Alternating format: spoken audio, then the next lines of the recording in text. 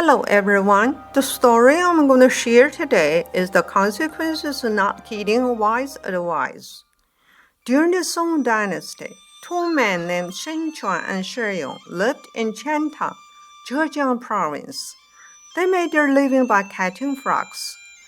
In the first year of Zheng of Song Huizong, the two men moved to Ling Zhi County. Since no one in Ling Zhi had caught frogs before, the animals were abandoned in Ling Zhi. Shenquan and Shiyong tried their best to catch as many frogs as they could, and asked their sons to sell them in the city. Their efforts were very profitable, and they earned 10 times more money than they had when they lived in Qian Tang. The more money they made, the harder they worked to catch even more frogs. As the frogs disappeared, various kinds of pests rapidly propagated and spread throughout the surrounding farms.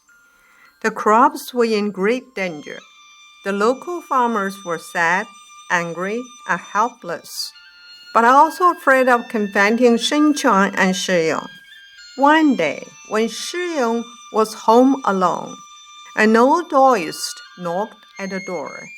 When Shiyong opened the door, the old Taoist said, "The frogs in this town are almost all gone now. Since you two are responsible for upsetting the natural balance, you will be punished by heaven. If you stop now, there's still time for you to atone for what you've done. You can do other things to support yourselves. If, however, you don't change soon, something bad may happen to you. I cannot guarantee that the consequences will be pleasant." The old Taoist said this 3 times, and it seemed that Shiyong did not want to listen. After the Taoist had left, Shenquan returned. Shiyong told him everything the Taoist had said. Shenquan immediately became angry and shouted, "How dare some old Taoist stick his nose into our business? If I had been here, I would have beaten him. Why didn't you hit him? How could you just let him go?" Shiyong said, "He has just left. We could still catch him."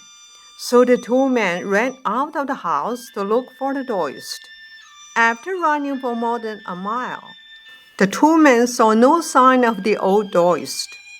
Shenquan began to doubt about what Shiyong had told him, and decided that it was just some fanciful story Shiyong had made up to cheat him. Shenquan began to swear at Shiyong and called him names. Shiyong could not take it and began to swear back at Shenquan. Soon the two men began to fight with each other. Shenquan became enraged, took out the knife he used to skin frogs, and stabbed Shiyong in the heart. Shiyong collapsed and died.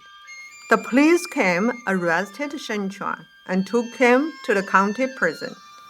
Gong Qingjun, the county magistrate, handled the case.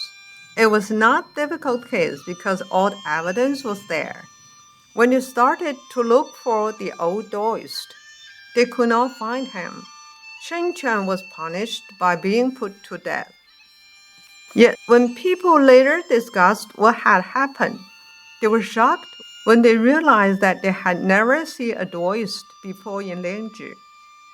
This story tells us that at that time, the old Taoist might have been transformed by Bodhisattva Guanyin to save the two evil doors.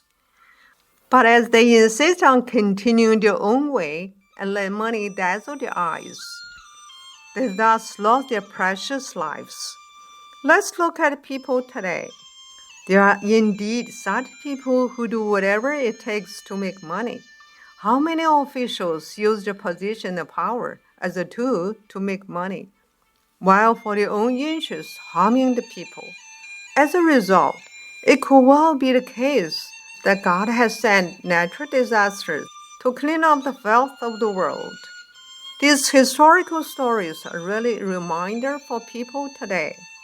I hope that those who are still doing bad things will quickly turn around and start over a new page. God is merciful. At the same time, I also hope that good people and their families will be safe and have a bright future. Thank you very much for listening to the story. More touching stories will be ready for you if you just subscribe it. Thank you again.